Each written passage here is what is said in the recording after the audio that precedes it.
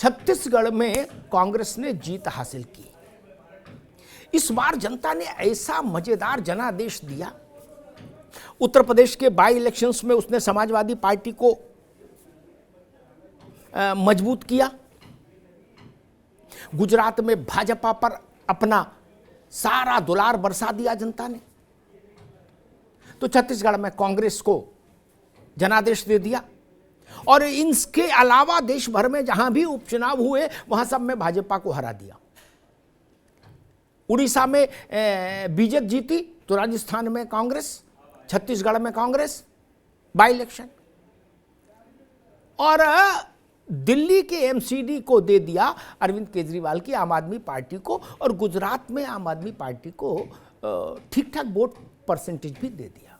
यानी सबको दिया, लेकिन कोई दंभ करे, हवा में उड़े, इसकी अनुमति इस जनादेश ने नहीं दी, जो आज आ रहा है, कल से लेकर आज तक आया है।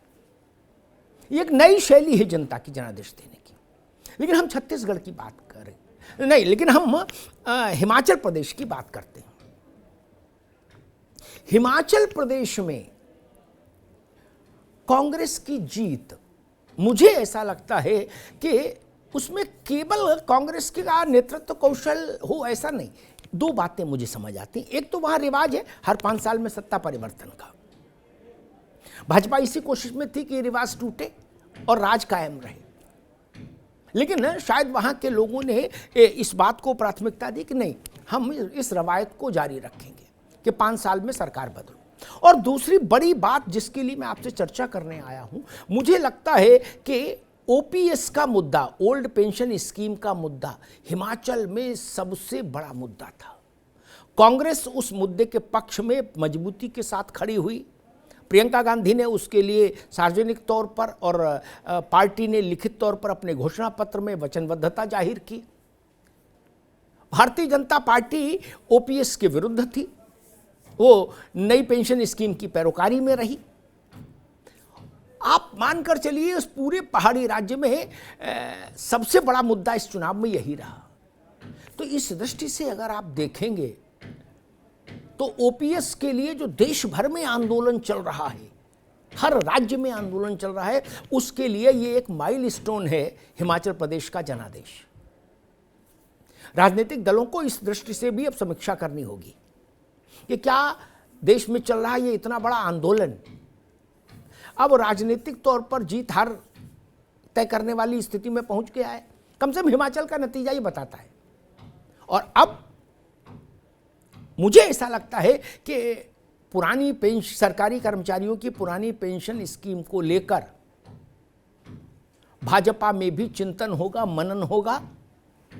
और 2024 के लोकसभा चुनाव से पहले जिन राज्यों में आम विधानसभा चुनाव होने हैं, उनमें इस मुद्दे पर भारतीय जनता पार्टी कोई एक ऐसी जुगत बनाना चाहेगी, निकालना चाहेगी, जिससे वो कम से कम ओपीएस आंदोलन वालों के आक्रोश का शिकार नहीं हो, जैसा हिमाचल में हो गई। तो हिमाचल प्रदेश में भारतीय जनता पार्टी के लिए डबल झटका है। झटका किस कारण से मिला वो तो छोड़ दीजिए, लेकिन झटका बड़ा है और डबल है। हिमाचल प्रदेश से ही भाजपा के राष्ट्रीय अध्यक्ष जगत प्रकाश नड्डा है, और हिमाचल प्रदेश से ही भाजपा के नौजवान मंत्री अनुराग ठाकुर। लेकिन आपको याद होगा टिकट बंटवारे में जो घालमेल हुआ भाजपा के पार्ट पर, उसको लेके राज्य में तमाम जगह बगावत हुई और तमाम बागी उम्मीदवार खड़े हुए।